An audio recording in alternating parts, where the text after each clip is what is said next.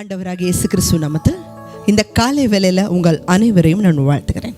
இன்னைக்கு கர்த்தர் நம்மளோட பேச போகிற ஒரு தலைப்பு, இன்னைக்கு உங்கள் மேலே இருக்கிற அழைப்பும் அதிகாரமும் என்ன, அதுதான் பார்க்க போகிறோம். வாசிக்கலாம். வெளிப்படுத்தல் புத்தகம் 1வது அதிகாரம் 6வது வசனம். நம்மிடத்தில் அன்பு கூர்ந்து தமது இரத்தத்தினாலே நம்முடைய பாவங்களற நம்மை கழுவி தம்முடைய பிதாவாகிய தேவனுக்கு முன்பாக நம்மை ராஜாக்களும் ஆசாரியர்களும் ஆக்கின அவருக்கு மகிமையும் வல்லமையும் என்றென்றைக்கும் உண்டாயிருப்பதாக. ஆமேன். இப்போ இந்த வசனத்தில் வாசித்தோம், இயேசு கிறிஸ்துவானவர் அவருடைய ரத்தத்தினால நம்மளை கழுவி தேவனுக்கு முன்பாக நம்மளை ராஜாக்களாகவும் ஆசாரியர்களாகவும் தேவன் நம்மளை அழைத்திருக்கிறார். பழைய ஏற்பாட்டு காலத்தில் எல்லாருமே ராஜாவாக மாறிட முடியுமானா மாற முடியாது, எல்லாருமே ஆசாரியர்களாக மாறிட முடியுமானா மாறிட முடியாது. அந்த 12 கோத்திரங்களில் பல லட்சக்கணக்கான ஜனங்கள் தேவன் யாரை முன் குறிக்கிறாரோ அவங்க தான் ராஜாவாக வரணும். அதே போல் தேவன் யாரை முன் குறிக்கிறாரோ அவங்க தான் ஆசாரியராக வரணும். அந்த அழைப்பு அவ்வளவு சீக்கிரம் எல்லாருக்குமே கிடைச்சிடாது. அப்படியே ஒருவேளை கிடைச்சாலும் அவங்க ஒருவேளை தவறுகிற பட்சத்தில் பாவம் செய்யும் பொழுது தேவன் அந்த இடத்திலிருந்து அவர்களை தள்ளிவிடுவார். சவுலை போல, ஏலி ஆசாரியனுடைய பிள்ளைகளை போல தவறு செய்யும் பொழுது உடனே அவங்க மேல நியாய தீர்ப்பு வந்துச்சு. பழைய ஏற்பாட்டில் மிருகங்களுடைய ரத்தத்தினால அவங்க கழுவப்பட்டாங்க. ஆடுகள், இளங்காளைகள், வெள்ளாடுகள், புறாக்கள், காட்டுக்குருவிகள், இதோடைய ரத்தத்தினால அவங்களுடைய பாவங்கள் கழுவப்பட்டுச்சு. ஆனா அவர்களை விட நாம மேலானவர்கள். தேவனுடைய ஒரே பேரான குமாரனாகிய இயேசு கிறிஸ்து நீங்களும் நானும் கெட்டழிந்து போகாதபடிக்கு யோவானின் புத்தகம் 1ஆம் அதிகாரத்தில் வாசிக்கிறோம், அவரை விசுவாசிக்கிறவர்கள் எத்தனை பேர்களோ அத்தனை பேர்களும் அவருடைய பிள்ளைகள் ஆகும்படி அவர்களுக்கு அதிகாரம் கொடுத்தார். தேவஜனமே, இயேசு கிறிஸ்துடைய ரத்தத்தினால நம்ம விலை கொடுத்து வாங்கப்பட்டிருக்கிறோம். அதனால நம்ம மேல வந்த அழைப்பு ராஜாக்களாக ராஜரீக அபிஷேகத்தை தேவன் கொடுத்திருக்கிறார், ஆசாரிய அபிஷேகத்தை தேவன் கொடுத்திருக்கிறார். பழைய ஏற்பாட்டு காலத்தில் இந்த 3 அபிஷேகம் இருந்துச்சு. ராஜரீக அபிஷேகம், ஆசாரிய அபிஷேகம், 3வதா தீர்க்க தரிசன அபிஷேகம். இந்த 3 அபிஷேகம் இருந்துச்சு. புதிய ஏற்பாட்டில் நம்ம பார்க்கும் பொழுது தேவன் நம்மளை ராஜரீக அபிஷேகத்தை கொடுக்கிறார். இயேசு கிறிஸ்து சிலுவையில் அடிக்கப்பட்ட அதிலிருந்து 50வது நாள் பெந்தகோஸ்தே நாள். அந்த பெந்தகோஸ்தே நாளில் 120 சீசர்கள் மேல் வீட்டறையில் காத்திருந்து ஜெபிக்கிறாங்க. அப்படி ஜெபிக்கும் பொழுது ஒருமனப்பட்டு பரிசுத்தாவிக்காக ஜெபிக்கிறாங்க. தேவன் அவர்கள் மேலே எல்லார் மேலேயும் அபிஷேகத்தையும் வரங்களையும் தேவன் பொழிந்தருளுகிறார். அந்த அபிஷேகத்தை பெற்றுக்கொண்ட சீசர்கள் வெளியில் புறப்பட்டு வராங்க. அதுக்கு முன்னாடி அந்த அபிஷேகத்தை பெறுகிற வரைக்கும் அவங்களுக்குள்ள விசுவாசம் குறைவாக தான் இருந்துச்சு, பயம் இருந்துச்சு, கவலை இருந்துச்சு. எங்கள் இயேசு கிறிஸ்துவை சிலுவையில் அடித்தவங்க நம்மளையும் சிலுவையில் அடிச்சிருவாங்களோ, நம்மளையும் கொலை செஞ்சிருவாங்களோ. ரோமருடைய ஆட்சி காலத்தில் தண்டனைகள் பயங்கர கடுமையாக இருந்துச்சு. அப்படிப்பட்ட மரண தண்டனைகள் நமக்கு வந்துருமா அப்படின்னு சொல்லி பயந்து இயேசு கிறிஸ்துவை அறிக்கை செய்யல, ஊழியம் செய்யல, எல்லாரும் ஊழியத்தை விட்டு பின்வாங்கியிருந்தாங்க. இப்போ இந்த பரிசுத்தாவியை பெற்றுக்கொண்ட உடனே தேவன் அவர்களுக்குள்ள அபரிவிதமான விசுவாசத்தை வைக்கிறார். அவர்கள் தேசத்தை ஆளும்படி புறப்பட்டார்கள். அவர்கள் பேசுகிற ஞானத்தை கேட்டு வேதபாரகர், பரிசேயர், சதுசேயர் ஆச்சரியப்படுறாங்க. தேவஜனமே, அவர்கள் வேற்று மனிதர்களா, பூமிக்குரிய மனிதர்களா அல்ல, ஒரு தேவதூதர்களை போல அவங்க மாறுறாங்க.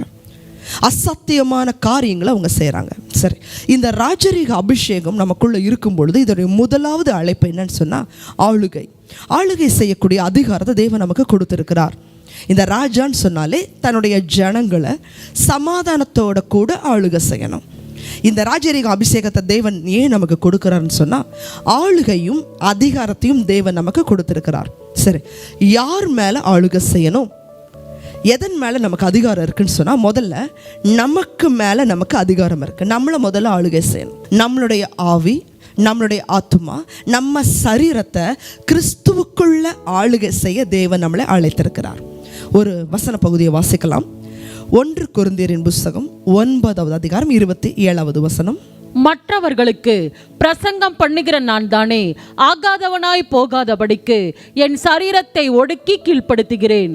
இதே நீதிமொழிகள் 25-28 வாசிங்கன்னா, தன் ஆவியை அடக்காதவன் மதிலிடிந்த பட்டணம் போல இருக்கிறான்.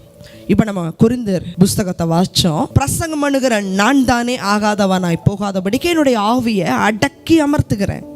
தேவஜனமே, இன்னைக்கு அநேகர் போஜன இச்சை, அநேகர் சுயம், பாவம். ஆண்டவர் நம்மளை அழைச்சிருக்கிறாரு, அபிஷேகம் பண்ணியிருக்கிறாரு. நமக்குள்ள இச்சை அடக்கம் தேவை. மாம்சத்துடைய கிரியைகள் 17 காரியங்கள், அந்த காரியங்கள் நமக்குள்ள மேற்கொள்ளாதபடி நம்மளை நாமளே ஆளுகை செய்ய தெரிந்தவர்களாக இருக்கணும். படைத்தலைவன் ஒரு படையவே அடக்கிடலாம். தன்னுடைய குதிரைப்படையோ யானைப்படையவோ ஒரு பெரிய சேனையை அடக்கிடலாம். ஆனால் அந்த மனுஷன் தன் மனதை அடக்கணும். தன் மனதை அடக்குகிறவன் தான் உத்தமன். அப்படி ஒரு மனுஷன் மனசவே அடக்கலைன்னா அவனுடைய வாழ்க்கையில் மதிலிடிந்த பட்டணம் போல் அவன் மாறிடுவான். உங்களை நீங்கள் அடக்கி ஆள முடியணும். அநேகர் சொல்லுவாங்க, நான் ஜெபிக்கணும்னு தான் நினைக்கிறேன், ஜெபிக்க முடியல. ஆலயத்துக்கு போகணும்னு தான் நினைக்கிறேன், முடியல. உபவாசம் பண்ணணும்னு நினைக்கிறேன், முடியல. இந்த பாவத்தை செய்யக்கூடாதுன்னு நான் நினைக்கிறேன், முடியல. தேவஜனமே, உங்கள் மேலே உங்களுக்கு ஆளுகை உண்டு, அதிகாரம் உண்டு. ஆண்டவருடைய சமூகத்தில் ஜெபிங்க. பலத்தினாலும் அல்ல, பராக்கிரமத்தினாலும் அல்ல, உம்முடைய ஆவியினால் எல்லாமாகும்னு சொன்னீரேப்பா. உங்கள் ஆவியினால் இந்த பாவத்திலிருந்து மேற்கொள்ள எனக்கு உதவி செய்யுங்க, ஜெபிக்கிறதுக்கு உதவி செய்யுங்க, இந்த காரியத்தை மேற்கொள்ள எனக்கு உதவி செய்யுங்கன்னு சொல்லி ஜெபிங்க. இன்னைக்கு அநேகர் தூக்கத்தவே மேற்கொண்டு ஜெபிக்க முடியல. இந்த கணநித்தரை அப்படிங்கிறது ஒரு ஆவிதான். இந்த கணநித்தரையை மேற்கொண்டு நீங்கள் ஜெபிக்கும் போது தான் பெரிய காரியங்களை செய்ய முடியும். ரெண்டாவது, உங்கள் குடும்பத்துக்கு மேலே உங்களுக்கு ஆளுகை உண்டு. குடும்பத்துக்கு மேலே எப்படி ஆளுகை செய்யறதுன்னு சொன்னால், பாவம் அந்த குடும்பத்தில் வராதபடி நீங்கள் ஜெபிக்கணும். நீ விசுவாசி, நீயும் உன் வீட்டாரும் ரட்சிக்கப்படுவீர்கள். அப்போஸ்தலர் 16வது அதிகாரத்தில் வாசிக்கிறோம். ஒருவேளை இந்த தேவ செய்தியை கேட்குற நீங்கள் ரட்சிக்கப்பட்டிருக்கலாம். உங்கள் குடும்பத்தில் மற்றவர்கள் ரட்சிக்கப்படாமல் இருக்கலாம். அவர்களுக்காக நீங்கள் ஜெபிக்கும் பொழுது, அல்லது ஏதோ ஒரு பாவத்தில் அவங்க இருப்பாங்க. உங்கள் பிள்ளைகளாக இருக்கலாம், உங்கள் கணவனாக இருக்கலாம், உங்கள் மனைவியாக இருக்கலாம். யாராவது ஒரு நபர் அவர்களும் பாவம் செய்து உங்களையும் இடர்களுக்கு ஏதுவாக நடத்துகிறவங்களா இருக்கலாம். நீங்கள் அவர்களுக்காக ஜெபம் பண்ணும் பொழுது அந்த கிரியைகளை கட்டி ஜெபம் பண்ண முடியும். பூமியில் நீ எவைகளை கட்டுகிறாயோ பரலோகத்தில் கட்டப்பட்டிருக்கும். இந்த பூமியில் அந்த ஆவியை கட்டும் பொழுது பரலோக ராஜ்யத்தில் அந்த ஆவிகளை கட்டும்படியான தீர்ப்பு எழுதப்படும். இப்போ நீங்கள் உங்கள் குடும்பத்துக்காக ஜெபிக்கும் பொழுது உங்கள் குடும்பத்துக்கு மேலே ஆளுகை செய்ய முடியும். உங்கள் தெருக்கள் மேலே, உங்கள் கிராமத்துக்கு மேலே, உங்கள் பட்டணங்கள் மேலே கூட ஜெபம் பண்ணி ஆளுகை செய்ய முடியும். ஆண்டவரே, மதுபான கடைகள் இந்த தெருவில் இருக்கக்கூடாது, இந்த தெருவில் இந்த பாவங்கள் நடக்கக்கூடாது, இந்த கிராமங்களில் ரட்சிக்கப்படணும், இந்த பட்டணம் ரட்சிக்கப்படணும்னு சொல்லி அந்த குடும்பத்துக்கு மேலே, உங்கள் தெரு மேலே, உங்கள் கிராமத்துக்கு மேலே அந்த ஜனங்கள் ரட்சிக்கப்படும்படி அந்த கிரியைகளை கட்டி உங்களால் ஜெபிக்க முடியும். அந்த ஆளுகையுடைய அதிகாரத்தை தேவன் கொடுத்திருக்கிறார். மூன்றாவது காரியம், அசுத்த ஆவிகள் மேலே உங்களுக்கு அதிகாரம் உண்டு. மார்க் புஸ்தகம் 16வது அதிகாரம் 17லேருந்து வாசிக்கிறோம். விசுவாசிக்கிறவர்களால் நடக்கும் அடையாளங்கள் யாவன? என் நாமத்தினாலே பிசாசுகளை துரத்துவார்கள். அந்த அதிகாரத்தை தேவன் உங்களுக்கு கொடுத்திருக்கிறார். வலு சர்ப்பத்தையும் தேள்களையும் நீ மிதிப்பாய், அவைகளில் ஒன்றும் உங்களை சேதப்படுத்தாது. சரி, இன்னைக்கு அநேகர் அசுத்த ஆவின்னு சொன்னாலே பயப்படுகிற தேவ பிள்ளைகள் உண்டு. அதை பார்த்து நீங்கள் பயப்பட வேண்டிய அவசியம் இல்லை. அவர்கள் விழுந்து போன தூதர்கள், விழுந்து போன ஆவிகள். இயேசு கிறிஸ்து எப்போ சிலுவையில் ரத்தத்தை சிந்தினாரோ அப்போவே பிசாசுடைய கிரியைகளை தேவன் அழிக்கும்படிக்கு அதிகாரம் நமக்கு வந்துருச்சு. இயேசு கிறிஸ்து ரத்தத்தினால நம்ம கழுவப்பட்டிருக்கும் பொழுது இயேசு கிறிஸ்துவுக்கு இருந்த அதே அதிகாரத்தை தேவன் நமக்குள்ள கொடுத்திருக்கிறார். நீங்கள் முதல்ல அசுத்தாவிகளை துரத்தணும்னு சொன்னால் முதல்ல பயப்படக்கூடாது. அடுத்தது விசுவாசிக்கணும். அடுத்தது வசனத்தின்படி நடக்கணும். பரிசுத்தாவியோடைய அபிஷேகத்தோட ஜெபம் பண்ணணும். அப்போ உங்கள் குடும்பத்துக்குள்ளே இருக்கிற ஆவியோ அல்லது வேலைகளில் இருக்கிற ஆவியோ அல்லது வியாதிகளுக்கு மேலே கிரியை செய்கிற ஆவியோ உங்களால் துரத்த முடியும். ஒரு பாவத்துக்கு பின்னாடி பிசாசு இருக்கும். யாராவது ஒரு மனிதர்கள் உங்கள் வீட்டில் பாவம் செய்து கொண்டு இருக்கலாம். அந்த பாவத்தை தூண்டுகிற ஆவிகள், பொதுவாக உங்கள் வீட்டில் யாராவது மதுபானம் குடிக்கிறவங்க இருந்தாங்க அப்படின்னு சொன்னால், அல்லது யாராவது மதுபானம் என்னுடைய கணவர் குடிக்கிறாரு அவருக்காக ஜெபம் பண்ணுங்கன்னு சொன்னால், அந்த குடியின் ஆவியை நீங்கள் கட்டி ஜெபிக்கலாம். இப்போ பொதுவாக ஒரு வியாதின்னு சொன்னால் மருந்து கொடுத்தா அந்த வியாதி குணமாகணும். அப்படி குணமாகலைன்னு சொன்னால் பரிசுத்தாவில நிரம்பி ஜெபம் பண்ணும்பொழுது தேவன் அது ஏன் அந்த வியாதி வந்துச்சுங்கிறத வெளிப்படுத்துவார். ஒருவேளை சில அசுத்தாவிகள் அந்த வியாதிகளை கொண்டு வந்திருக்கலாம். அப்போ அதை கடிந்து அப்புறப்படுத்தும் பொழுது அந்த வியாதியிலிருந்து அவங்க குணமாவாங்க. அநேகருக்கு குழந்தை இல்லாமல் இருக்கும். அப்போ நம்ம ஜெபம் பண்ணும்போது சில வலு சர்ப்பத்தின் ஆவிகள் அந்த கர்ப்ப தடையை கொண்டு வந்துக்கிட்டே இருக்கும். அப்போ நீங்கள் பரிசுத்தாவில நிறைஞ்சு ஜெபம் பண்ணும் பொழுது அந்த அசுத்தாவிகளை இயேசு கிறிஸ்துவின் நாமத்தில் துரத்த முடியும். அசுத்த ஆவிகள் மேலே உங்களுக்கு அதிகாரம் உண்டு. அடுத்த காரியம், வியாதிகளுக்கு மேலே அதிகாரம் உண்டு. 1 பேதுருவின் புஸ்தகம் 2:24 வாசிக்கிறோம். இயேசு கிறிஸ்துவின் தழும்புகளால் நீங்கள் குணமானீர்கள். தேவஜனமே, வியாதியா சரியான ஆகாரம் எடுங்க, மருந்துகள் எடுங்க. அதற்காக மருந்துகள் மாத்திரமே சுகத்தை கொடுக்குன்னு சொல்ல முடியாது. அதற்காக நீங்கள் ஜெபிக்கணும். ஆசா அப்படிங்கிற ஒரு ராஜா வியாதிப்படும் பொழுது மருத்துவர்களவே அவன் தேடினதுனால தேவனிடத்திலிருந்து வர வேண்டிய சுகம் அவனுக்கு கிடைக்கல. தேவஜனமே, மருந்து எடுக்கலாம், அதற்கு மேலே அது குணமாகும்படி தேவனுடைய கிருபை தேவை. வியாதிக்கு மேலே உங்களுக்கு அதிகாரம் உண்டு. அடுத்ததா இயற்கைக்கு மேலே அதிகாரம் உண்டு. எலியா நம்மளை போல பாடுள்ள மனுஷன்தான். இஸ்ரவேல் தேசம் ரட்சிக்கப்படும்படி, அந்த தேசத்தில் வறுமை வரும்படி, மழை பெய்யக்கூடாதுன்னு சொல்லி 3.5 ஆண்டு காலம் அவர் கருத்தா ஜெபிச்சதுனால, ஆண்டவரோட ஐக்கியமாக ஜெபம் பண்ணதுனால 3.5 வருஷம் மழை பெய்யலை. இயற்கைக்கு மேலே உங்களுக்கு அதிகாரம் உண்டு. தேவஜனமே, இப்படிப்பட்ட ஆளுகையும் அதிகாரத்தையும் தேவன் உங்களுக்கு கொடுத்திருக்கிறார். அடுத்ததா ஆசாரியத்துவத்தின் அபிஷேகம்.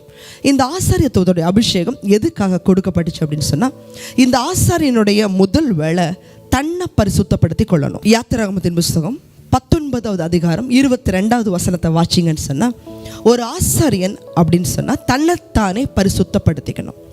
2வது, ஜனங்களை சுத்திகரிப்பு செய்யணும். அவர்களுக்காக பலி செலுத்தி அவர்கள் மேல் வரக்கூடிய பாவம் வராதபடி அவர்களுக்காக மன்றாடணும். 3வது, அந்த ஆசாரியன், என்னாகமத்தின் புஸ்தகம் 6வது அதிகாரம் கடைசி பகுதிகளில் வாசிங்கன்னா, இந்த ஆசாரியனுடைய வேலை ஜனங்களை ஆசீர்வதிக்கணும். இன்னைக்கு அநேக நேரத்தில் நம்ம துரோகங்களை தாங்க முடியாத போது, பகைகள் விரோதங்கள் வரும் பொழுது ஆண்டவருடைய கட்டளையே ஒருவனையும் சபிக்காதீங்க, ஆசீர்வதிக்க வேண்டியதே அன்றி ஒருவனையும் சபிக்காதீங்க. தேவஜனமே, நீங்கள் ஆசாரிய அழைப்பு இருக்கிறதுனால முதல்ல உங்களை பரிசுத்தப்படுத்தி கொள்ளணும். 2வது, ஜனங்களுடைய பாவம் மன்னிப்புக்காக ஜெபிக்கணும். பாவ மன்னிப்புக்கு ஏதுவாக அந்த ஜனங்களை ரட்சிப்புக்கு ஏதுவாக வழி நடத்தணும். 3வது காரியம் நாம் பார்த்தோம், நீங்கள் ஆசீர்வதிக்கிறதுக்காக அழைக்கப்பட்டிருக்கீங்க. இந்த அழைப்பை தான் புதிய ஏற்பாட்டு பரிசுத்தவான்களாகிய நமக்கு தேவன் கொடுத்திருக்கிறார். இன்றைக்கி அநேகர் நினைக்கிறாங்க, ஊழிய அழைப்பு எனக்கு இருக்குதா, நான் போய் ஊழியம் செய்யணுமா, கர்த்தர் நேரடியாக வந்து பேசுனா நான் ஊழியம் செய்கிறேன், அல்லது யாராவது ஒரு தீர்க்கதரிசிகள் மூலமாக எனக்கு பிரதேட்சியமாக வரணும், அப்போ தான் நான் ஊழியம் செய்வேன்னு சொல்லி இல்லை. புதிய ஏற்பாட்டு அவருடைய விசுவாசிகள் எல்லாருக்கும் தேவன் ஊழிய அழைப்பை கொடுத்திருக்கிறார். ஊழியம் செய்யாமல் நம்ம பரலோகம் போக முடியாது. ஆண்டவர் கேட்பார், உனக்காக நான் மறிச்சனே, எனக்காக நீ என்ன செய்த? ஒரு நொடிக்கு ஒரு ஆத்துமா, ஒரு சரீரம் மறிக்குது. விபத்துனாலேயோ தற்கொலைனாலேயோ வியாதினாலேயோ சாகுறாங்க. ஒருவேளை அவங்க ரட்சிக்கப்படாமல் இருந்தால் அந்த ஆத்துமா நரகத்துக்கு தான் போகும். அப்படிப்பட்டவர்களை குறித்த தேவன் பாரத்தை நம்ம கையில் கேட்பார். அந்த இரத்த பழியை தேவன் நம்மக்கிட்ட கேட்பார். அதனால் ஆண்டவர் எங்கிட்ட வந்து பேசணும், யாரோ ஒரு தீர்க்கதரிசி வந்து எங்கிட்ட சொல்லணுன்ற அவசியம் இல்லை. இப்போ பொதுவாக ஒரு தகப்பனுடைய வயல் விளைஞ்சு அறுவடைக்காக காத்திருக்கு. அப்போ மகன் வந்து எங்கள் அப்பா வந்து எங்கிட்ட சொல்லணும், அப்போ தான் நான் அறுக்க போவேன்னு சொன்னால் அது துன்மார்க்கமான மகன். அதுவே அறுப்பு ஆயத்தமாக இருக்குது, அறுவடை செய்ய வேண்டிய நாள் வந்துருச்சு, என் தகப்பனுடைய நிலம், நான் போய் அறுவடை செய்வேன்னு சொல்லி கேட்காமையே போகிற மகன் தான் சரியான மகன். இன்றைக்கி உங்களை நோக்கி ஆண்டவர் பேசணும்னு சொல்லி காத்திருக்கீங்களா? இல்லை. புதிய ஏற்பாட்டில் நம்ம எல்லாரும் இயேசு கிறிஸ்துவோட ரத்தத்தினால கழுவப்பட்ட நம்ம எல்லார் மேலேயும் இந்த ராஜரீக அபிஷேகமும் ஆசாரிய அழைப்பும் இருக்கிறதுனால இன்றைக்கே ஜெபம் பண்ணுங்க. ஆளுகையை கையில் எடுத்து ஜெபம் பண்ணுங்க. தேசத்தை கர்த்தருக்காக ஆதாயப்படுத்துங்க. கர்த்தர் உங்கள் பக்கத்தில் இருந்து பெரிய காரியங்களை செய்வார். ஜெபிக்கலாம். அன்பின் பரலோகத்தின் பிதாவே, பழைய ஏற்பாட்டு காலத்தில் எத்தனையோ பேர் இந்த ஊழியம் எங்களுக்கு கிடைக்காதுன்னு சொல்லி காத்திருந்தாங்க, தவம் பண்ணாங்க, உபவாசம் பண்ணாங்க. ஆனால் அவர்களுக்கெல்லாம் கிடைக்காத ஒரு கிருபை புதிய ஏற்பாட்டு பரிசுத்தவான்களாக எங்களுக்கு உங்கள் ரத்தத்தினால கிடைச்சதேப்பா. உங்கள் ரத்தத்தினால எங்களை ராஜாக்களாக ஆசாரியர்களாக அழைச்சிருக்கிறீங்க. இன்னைக்கு அது தெரியாமல் ராஜரீக அழைப்பும் ஆசாரிய அழைப்பும் எங்கள் மேலே இருக்கிறத தெரியாமல் நாங்கள் ஓடிக்கொண்டு இருக்கிறோம், அலைந்து கொண்டு இருக்கிறோம். தகப்பனே, ஜபத்தில் ஆளுகை செய்யக்கூடிய அதிகாரத்தை கொடுத்துருக்குறீங்க. இன்றைக்கி நாங்கள் பார்த்தோம், எங்களை நாங்கள் ஆளுகை செய்யணும், எங்கள் குடும்பத்தை ஆளுகை செய்யணும், எங்கள் பட்டணங்கள் மேலே அதிகாரம் உண்டு, வியாதிகள் மேலே, பிசாசுகள் மேலே, இயற்கைக்கு மேலே அதிகாரம் இருக்குன்னு சொல்லி அந்த அதிகாரத்தை பிள்ளைகள் பெற்றிருக்கிறோம் என்பதை அறியாமல் இருக்கிறதே எவ்வளோ பாவம் சுவாமி.